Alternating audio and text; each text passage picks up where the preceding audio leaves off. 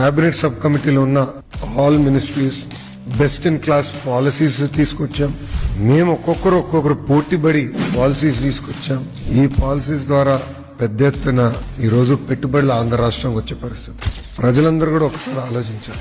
గడిచిన 16 నెలల్లో $120 billion, $120 billion అంటే సుమారుగా 10 లక్షల కోట్ల పెట్టుబడులు ఆంధ్ర రాష్ట్రానికి కమిటీని.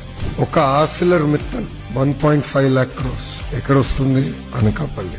Google single largest FDI investment in Indian history, $15 billion Visakhapatnam.